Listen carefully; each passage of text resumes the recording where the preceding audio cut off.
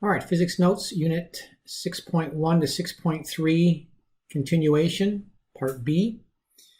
I did a little extra here. I will show you a video, and then this diagram hopefully will make more sense. These two diagrams kind of go together. There's these carnival rides where you get in them, and they're like a can. You get inside them, and they spin real fast. I don't like them because they make me dizzy. And then the floor drops out. At Six Flags Great America, they had one. It used to be called the Cajun Cliffhanger. I think they've gotten rid of it. But you go to carnival sometimes, they're called the Rotor or any kind of various names, but they spin real fast and the floor drops out and you stick to the wall. Let me see if I can load the video. Oh my God. Stephanie. She is going to be so dizzy. I'm dizzy looking at it. She's like going to fall off. Yeah, they're going to fall off. Because the ground drops, it's going to drop. They're going to fall off.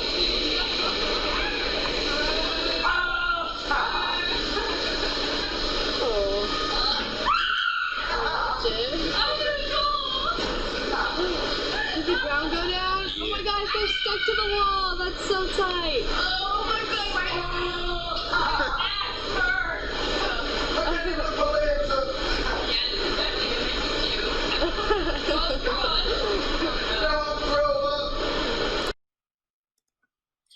So once the ride gets up to enough speed, then there's enough of a centripetal force, which is from the wall pushing on the back of the person. There's enough centripetal force that contributes to friction so that you don't slide down the wall. We won't be doing this problem, but here's the diagram of that carnival ride. It's just kind of a bonus here in case it comes up in the homework. This is the overhead view if you're above this thing looking straight down, kind of like the videographers were. They were kind of from an angle, but if you were straight down from the sky looking straight down, these are the tops of their heads, and the thing is rotating counterclockwise in this case, and it picked up some speed.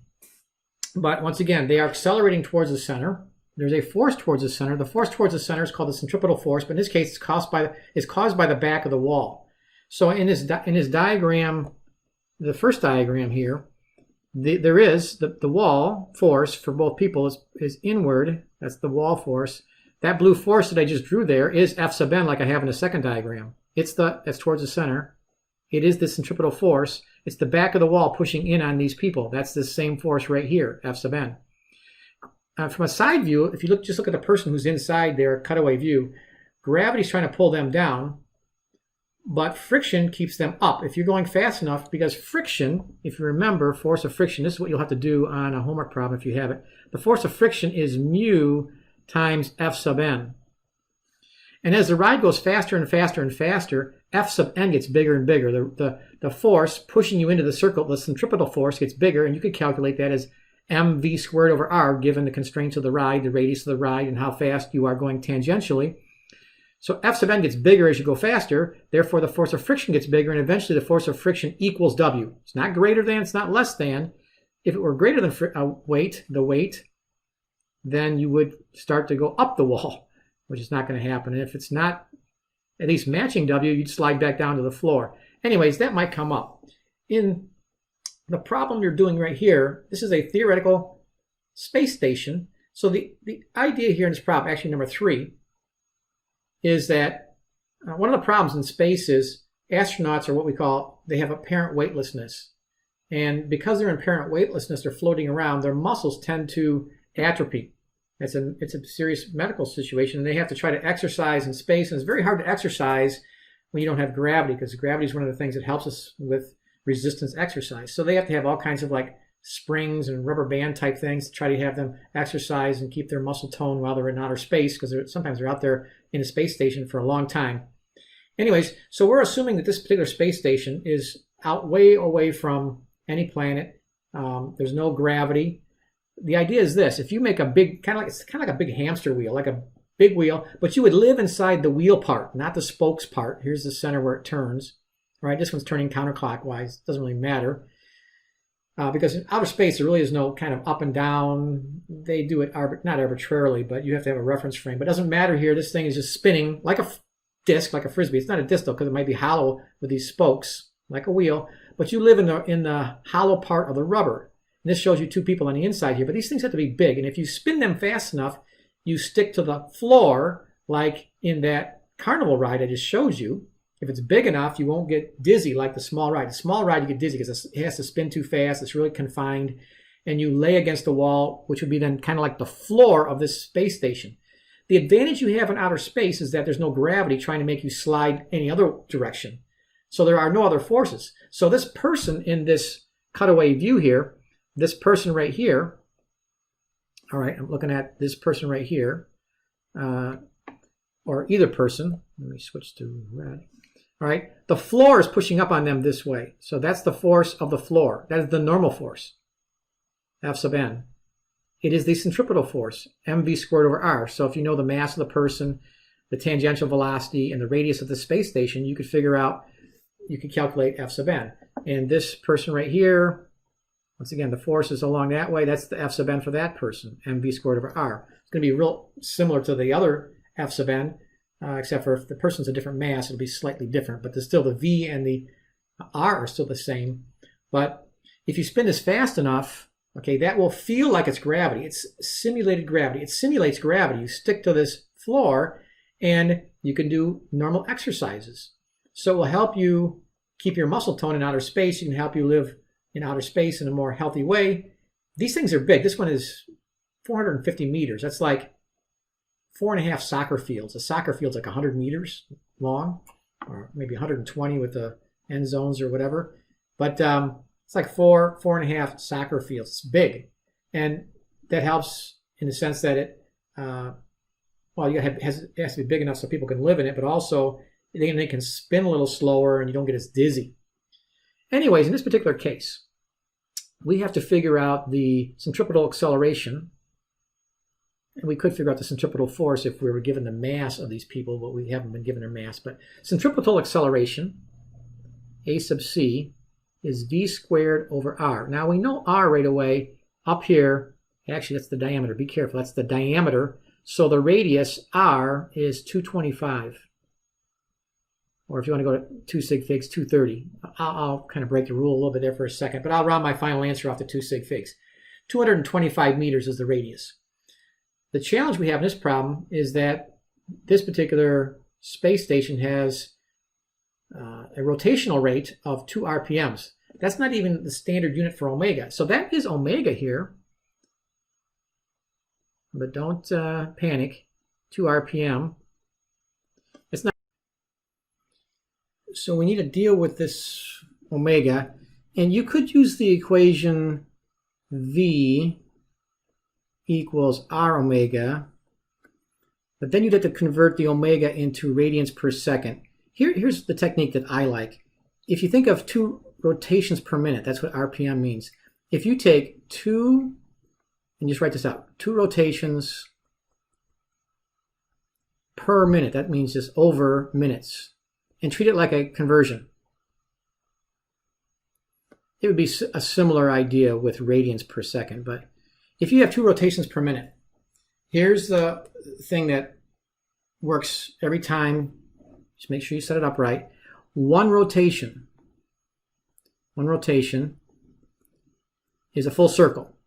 So you need to memorize or look up that one full circle. Hopefully you know by now. I did put it in the very top of the notes.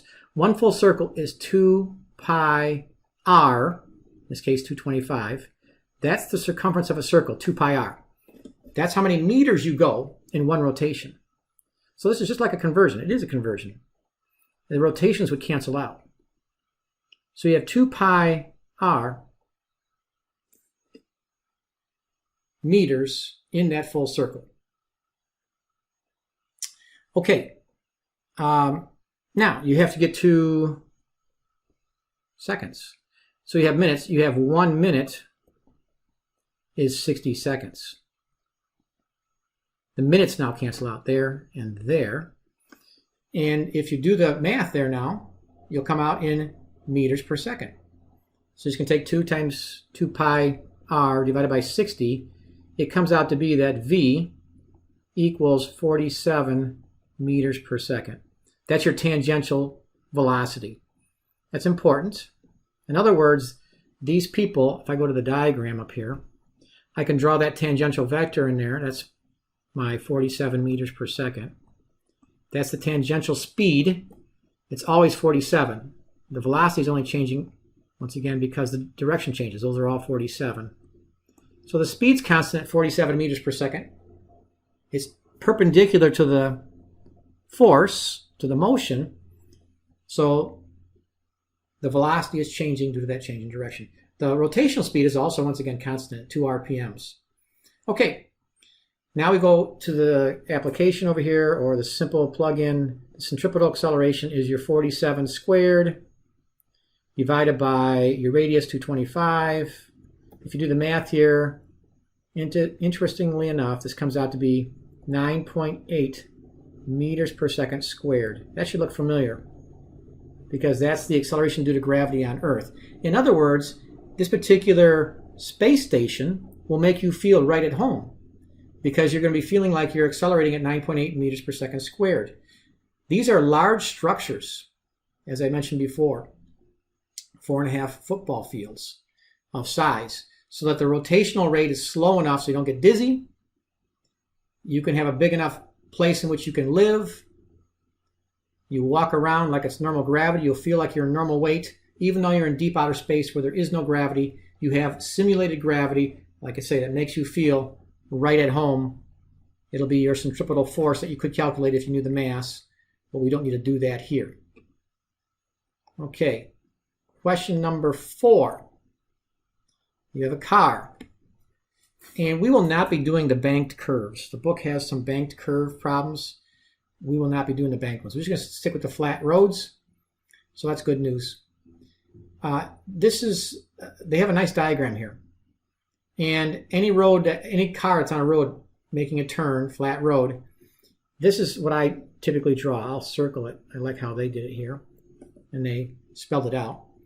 But the normal force, straight up, F sub n, which is what I use, and then F sub g, which I call W usually, straight down, the weight of the car, and then friction at the center of the road is going to be over here to the right. The center of the curve. The center of the curve is over here, kind of where these words are. I'll try to put a dot there. The center of the road, second diagram, is over here. The center of the curve of the road. And so it's the force of friction that keeps the car on the road. Unlike in the carnival ride, the wall pushing in, the normal force is the centripetal force. Friction was up. So that's a little tricky. Friction is not the centripetal force for a person in the carnival ride. That's just offsetting the weight. The normal force is the centripetal force. Now, in this car problem, friction is the centripetal force. If there's not enough friction, if it's a slippery road, if it's got snow on it, you can't make the turn. If you're going too fast, you just keep going straight off the road into the ditch or whatever, because your car wants to go in a straight line. It takes a force, and it's always, for a car on a road, it's friction. All right, so the question here is, will the car make the turn if the frictional coefficient is 0.60? That's part A. Well, maximum friction. Maximum friction.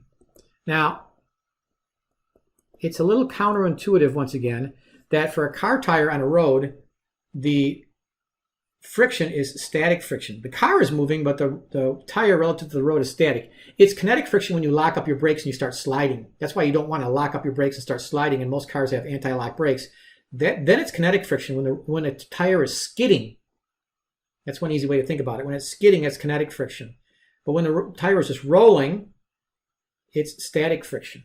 The maximum static friction is F sub F. Static friction is mu sub S, your static frictional force, times F sub n. So the maximum friction we can have here, in this scenario would be your 0.60 times the normal force, which would be the weight of the car, because in this case, they're equal to each. The weight of the car is 12,000 newtons. All right, so the normal force, I'll go back to the diagram. This is 12,000 newtons, and the weight of the car is 12,000 newtons. Because I just multiplied by 10, take the 1,200 kilograms times 10. So up and down, there's no acceleration. We've done that before. So the maximum friction here is 7,200 newtons. So friction can be that much. It doesn't have to be. It's like, once again, when you push a box on a table. If you don't push the box at all, there's no friction. If you push with 5 newtons of friction and the box doesn't move sideways, then friction is 5 newtons. It gets up to a max. So if the maximum static friction for a box on a table is 18 newtons, you can push up to 18 and it will match you, and then after 18 it'll start sliding and you'll have kinetic friction. But here, the friction maximum is 7,200. Doesn't mean the friction is 7,200. In part A, if the car is trying to round the curve at 13 meters per second, you need a centripetal force to accomplish that, mv squared over r. So the centripetal force you need for that scenario is 1,200 mass, not the weight. The weight was 12,000. V squared, 13 meters per second, squared, I don't know, that's 25 or 30 miles per hour. And the radius is 52 meters. Double check, is that radius or diameter? Radius, that's good. So we need to make this curve at that speed, we need a 3,900 newtons of force. So yes, the car will make it. All we need is 3,900 newtons of friction, and that's what friction will be in the case in part A. So yes, car makes the turn.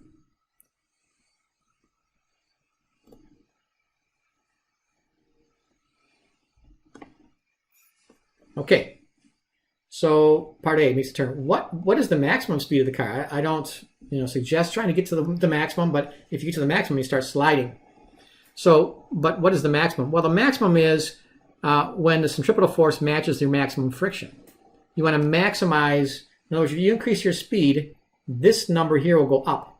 So we want to, if we push it to the max, we push the centripetal force to the max. Hopefully you can't, there's a lot of construction going on over here. Hopefully you can't hear all that going on outside. I can hear it outside my window here. Anyway, so if we go back to F sub c and push our velocity, mv squared over r, we get the maximum friction that we can have. The maximum friction we would have matches the maximum velocity we would have. So I put the maximum in for the friction, so it's still 1,200 kilograms for our mass. So now we're looking for the v that will give us that maximum centripetal force to match the maximum frictional force. Radius of what was it? 52. So if you do all the math there, it's a little tricky. You're going to take 7,200 times 52, divide that number by 1,200 and take the square root. It comes out to be about 18 meters per second. So your maximum speed to make this curve is 18 meters per second, but don't chance it. All right, that's roughly 40 miles per hour. If you do the conversion, you don't have to do that part, but so that's your maximum speed. Okay, and then when when there's ice and snow out, the coefficient of friction lessens, so then your frictional force lessens and your maximum speed lessens. That's why a lot of times when it gets slippery out, rainy or snowy, you can slide off in a straight line because your car wants to go in a straight line. Okay, loop-the-loop. A lot of rides, a lot of carnival rides where you loop the loop. Roller coasters, a good example. Usually they have safety features where they're attached in case there's a problem. But here's like I'm gonna have a Hot Wheels car. The Hot Wheels cars aren't attached. They were always fun when I was a kid. But a non-attached car going upside down in a loop. You also see this at I've seen them at circuses or fairs where they put motorcycles inside these steel ball cages, and the motorcycles go round and round upside down, and it's all these same principles apply. But they have a pretty good free body diagram here in this first case. When you're upside down in the location they show it right here, this location right here, the track, or whenever you're on a road or a track, it always pushes perpendicular to your object, and in this case it's down towards the floor, the ground. This particular car is upside down. Gravity is always straight down, force of gravity. So those are two forces that are acting in the same direction, and together they are the centripetal force. W, this one is W, that's W, and this is F sub n. That's how I note them typically. Force, normal force from the track and the weight together are the centripetal force. Now, what happens is the slower you go, the smaller the normal force is. Weight never changes. Whatever your weight is for that car, it doesn't change. You can't change gravity. But if you go fast, F sub n is big. If you go slow, F sub n is small. the key here is what we're asking for is what is the break even? How fast you have to go in order to just barely make it? That's kind of the question we're going to get to here. And that is, to just barely make it, basically the condition is f sub n will go to 0. In other words, to just barely make it, f sub c equals w, the weight. So if I plug in f sub c is mv squared over r. That's my expression for force of gravity. That's the definition, so that's what that is. Weight is mg, so I'm plugging in for weight. If I take that equation, the m's cancel out. The m's cancel out because they're on both sides without any addition or subtraction. So I have v squared over r. Some of you can maybe see this in one step. If I multiply both sides by r, I get v squared equals gr. V squared equals gr. And then there, take the square root. I get v equals square root of gr. Now, why did I do all that? Because that circle down there is the equation, the minimum velocity needed to make a loop when you're upside down. The minimum velocity required to make a loop. To make the loop. All right, that's the speed you need at that upside down portion. If you go slower than that, you fall off and crash. If you go faster, you make it. Okay? The free body force diagram at the bottom. If the car's at the bottom, this is kind of bonus material. Here's the car at the bottom. When the car's at the bottom, that'll come into play when we start solving the problems here in a minute.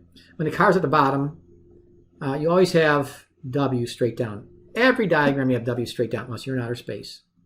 All right. When you're at the bottom of it, then you have F sub n is up because you're at the bottom. The road, the track, whatever you're standing on, sitting on, rolling on, pushes up on you perpendicular to the surface. So that's F sub n changes direction when you're at the top. We won't do the two sides because then the force is like horizontal and it gets fairly complicated. It's doable, but we'll stick with these two scenarios where you have either an object at the top of a loop or at the bottom of a loop. Let's give you some examples with numbers. Let's say you do have a Hot Wheels car and you have it go around a loop-to-loop in Hot Wheels. The car comes down, goes loop, and we want to know the minimum velocity it needs at the top of the loop because typically it has more speed at the bottom because it kind of slows down as it goes up the loop. So we're talking about the velocity it needs at the top of the loop. Well, we just did the calculation there, so it's just basically plugging. So it's plugging into. I did all the math, plugging into the square root of gr. So the minimum velocity needed is the square root of g, which is 9.8, times the radius of the loop. Be careful. The diameter is 36. That means the radius is 18 centimeters, which is 0.18 meters. So that's 0.18 meters. So if I do the math there, square root of 9.8 times 0.18, that's 1.3 meters per second. So the Hot Wheels car, if I have a small Hot Wheels car, well, if you notice here, it doesn't really matter what the mass of the car is. If you have a loop that size, that's a pretty small, it's like a couple feet. 36 centimeters is about 2 feet, I guess. Maybe not quite 2 feet. But anyways, it's a loop, and the car needs that much speed at the top of the loop, and it'll be going tangential to the track at that point. Let's draw some diagrams here. Well, I had some diagrams at the top up there because, I mean, if this diagram up the top here, that represents the car going that way, or whichever way it's going, left or right. Doesn't really matter. It would be the same diagram, but I kind of ruined the free body force diagram because that V is not a force. The original diagram here was a free body diagram, so I'm going to erase that. But I've just shown you that the velocity is tangential. It's moving sideways. So it says calculate the force of the Hot Wheels car would exert on the track if it were traveling at 8 meters per second was at the top. So at the top, so now I will draw the free body diagram, kind of like the one I just erased up there, but I'm not going to draw velocities. Right? So the car at the top has two forces acting on it. It has the force of gravity, W, and it has the force of track. Now, force normal, force of track. All right, I'm going to call it force sub T for track. It's the normal force. Okay, doesn't matter. Force of track, force normal. I'll leave it at force normal. It's the force of the track. Pushing it in the car towards the center because the car's upside down. The center of the loop is right there. So as I mentioned at the top there, when you're at the above here in the notes, when you're at the top of the loop, okay, the force normal plus W are together equal to F sub C. They are both forces that have to be added together. They are together. They're working together towards the center. They are the centripetal force. They are the centripetal force. So here we have F sub N plus W. Now, what is the weight of this car? It's got a mass of 65 grams. That's 0.065 kilograms. If I multiply by 10, that's 0.65 newtons. So that's my rough approximation for the weight. It's real close. I could have multiplied by 9.8 and got like 0.63 maybe. This is good enough. 0.65 newtons is the weight. 0.065 kilograms is the mass. So I'm going to plug that in over here. 0.065 equals the centripetal force. The centripetal force is mv squared over r. That is centripetal force. So I have F sub N plus 0.65, the weight, equals m. Now the mass is 0.065. So you got to be careful. That's the mass, not the weight. Times the v squared. They told me that in the problem, or I told you that. 2.8 squared over r, which is, oh, it's the same loop. It was 0.18 meters, not squaring that. So you get F sub N plus 0.65 equals, and you have to do the math there. It looks like that comes out to be, what, 2.8? I hope that's right. 2.8 newtons. Okay. I don't need the units yet. So now you subtract 0.65, which I will round off to 0.7. So the normal force equals 2.1 newtons. That's the force of the track. Okay, that's the force. That's, if you have your diagram labeled, I understand it. That's the force of the track. 2.1 newtons of force at the top. B, right? What is the force at the bottom? So the diagram changes, okay? It's not the same answer. So at the bottom, when the car's at the bottom, the center of the loop is up here. All right, when you're at the bottom, W is still straight down, but now force of track, force normal is up. Okay? But they combine to give you F sub C, but my rule has been if you're doing net force, okay, net force, if they're in the same direction like in part A, you add them. Here you subtract them, but which way do you subtract? You take F sub N minus W or W minus F sub N? You take the big one minus the small one. In this case, it's F sub N minus W equals the centripetal force. Centripetal force is the net force. But I have F sub N, which is what I'm looking for. It's not the same as it was in part A. Minus the weight, which was the 0.65 newtons, equals mv squared over r. Hope you can fit this on your paper. I got all kinds of things going on outside my house. Hopefully it's not distracting you. It's distracting me. Sorry about that. So I have F sub N minus 0.65 equals 0.065 times the velocity. We're assuming it's the same velocity. What was it? 2.8? 2.8 squared. mv squared over r. And the radius is still the 0.18. Whoopsie. All right. 0.18. So if you do the math there, that's going to be F sub N minus 0.65. It's that same number, 2.8. 2.8. So we could have taken a shortcut there. But now it's going to be 2.8 plus 0.7. So I'm going to come this way to get the answer. Sorry about running out of room here. So the normal force, you add 0.7. I'm rounding off 0.65 to 0.7. I add it to both sides. That comes out to be 3.5 newtons. The force of the track is 3.5 newtons. That's part B. Okay, one more problem here. Let's get this done. Okay, now we have a 150-pound person.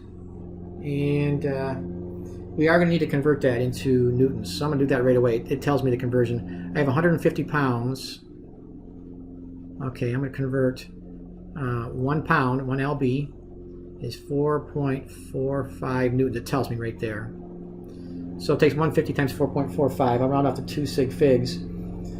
And that comes off to be 670 newtons. That's 670 newtons. That's going to be important. That's the weight of this person. So the mass, that's the weight. So the mass is going to be roughly 67 kilograms. Because I divide by 10. That's the first time we've actually had to do that. Once again, I'm using the 10 just to make it go fast. You could use 9.8. So 67 times 10 gives you the weight. 670 divided by 10 gives you the mass. That's all correct. So part A, and the diagram hopefully helps us out here. And I'm going to draw more than I normally draw. So you have this hill. You have a person in a car. So I'm almost getting carried away by even drawing the hill. And I'm going to draw this different than what I normally do. Really what's important here is the person. And let's say the person is going to the left. All right. So they're sitting in the car. They're sitting in the car. So I'm not even drawing the car. So there's the person. And the person is going this way over the hill, cresting the top of the hill. So this is kind of like the Hot Wheels problem we did a few minutes ago. If you're sitting in the car, what forces are acting on you in the up and down direction? Because that's what we're dealing with. So first of all, this is the center of the curve. So what's acting on you will always W. And we know that this is 670 newtons. Straight down. That's your weight. Well, when you're sitting in a seat, anytime you're sitting in a seat, right, your seat force is up. The force of the seat is up. That's the force normal. It's the force of the seat. I could call it force normal, but I'm going to tell you it's coming from the seat. Force of the seat straight up. Now, are they the same or is one bigger? Well, if you're cresting the hill at a constant velocity, which you are, constant speed, 28 meters per second, that means you must be accelerating towards the center. So the bigger force must be the 670. In other words, we have F net equals ma, basically. It's what a lot of these centripetal force problems are, because centripetal force is F net. It is the F net. In this case, the acceleration has to be towards this dot right here. All right. So we have to take the big force, 670, minus the force of the seat. If you have the diagram correct, then you can usually get the problems right. When the two arrows are in opposite directions, you subtract. When they're in the same direction, you add. When you're sitting in a seat, the force is up. Weight is always down. So equals the centripetal force, equals F sub C. All right, so we got 670 minus force of seat equals mv squared over r. You could have probably skipped one of those steps, but I'm showing you all the steps. Minus F sub seat. I could have called it just F sub S. I could have called it F sub M. It's the normal force. My mass, the mass of this person, is 67. It says they're going how fast? 28 meters per second. Don't forget to square that. That's a common mistake. Radius, double check. Is it radius or diameter? That's a radius, 110. 110 meters are good. So I have 670 minus force of seat equals, plug it all in your calculator, that's 750 newtons. Leaving off the units for now. And then moving things around,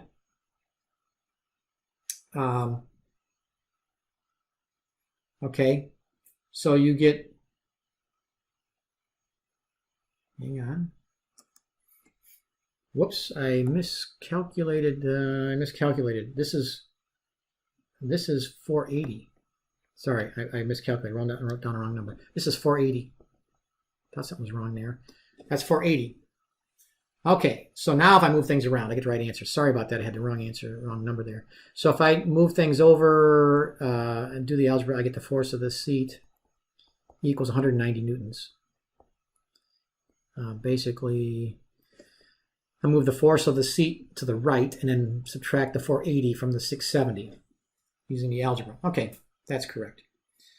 All right, that is correct now. Part B. All right, let's get this done.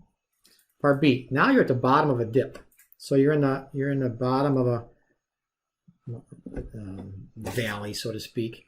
And once again, I don't normally draw the person, but it kind of helps a little bit. I don't know. Say this car is going this way. The person sitting in the car. I'm going to erase that arrow for a second. So the person sitting in the car, and the car is going this way. All right, and the center of the circle is here. The center of the arc of the curve of the road is there. What forces? You can see how important these free body diagrams are. But one thing that's always easy is W, 670. W is always straight down. And when you're sitting in the seat, right, the seat is up, always up. So in both diagrams, it looks the same, but it's not the same answer. So the force of the seat, when you're at the bottom, force of seat is up. So the diagram looks the same as it did in the first case. But here's the little trick. The acceleration has to be towards that blue dot in this case, towards the center of the curve. So now the bigger force is the force of the seat. It's the force of the seat because you have to take big force minus small force. And the way you determine that is you figure out which way the acceleration is, which is towards that dot. So my net force is the big force, force of seat, minus W. All right, force of seat minus W equals F sub C. So we're looking for the force of the seat minus 670 equals mv squared over r. So I'm going to plug the numbers in here to save myself some work here. 67 mv squared. Now the velocity is 35. With different velocity than part A. Over r, the radius is still 110. So I get force of seat minus 670 equals, that comes out to be 750. That's the number I wrote down earlier that was wrong, but it's right now. So the force of the seat is 670 plus 750 is 1420. 1420 newtons. All right, so roll that down a little bit. Okay, so a couple of things about this. Like when you crest a hill, whether it's in a car or in a roller coaster, basically those numbers I just circled in part A and part B are what you feel like you weigh. When you go over a crest of a hill, you feel a little bit lighter because you feel like you're lifting out of your seat. You don't necessarily lift out of your seat. If you're going fast enough, you might come free of your seat. If you increase your seat, then your speed, then yeah, you kind of will come out of your seat. But the faster you go, the smaller this number will feel. Same thing in a roller coaster. As you go over a hill, you feel lighter. When you go down in the valley or bottom out, you feel heavier. So these numbers are what you feel like you weigh in those scenarios. If your normal weight is like 670, you're feeling like you weigh almost twice as much. It's 150 pounds. You feel like you're almost 300 pounds in this case over here. In the first case, it's like less than half of what you normally weigh. So those are some other things to think about there. But those are applications of circular motion, centripetal acceleration, centripetal force. And then we will conclude this lesson.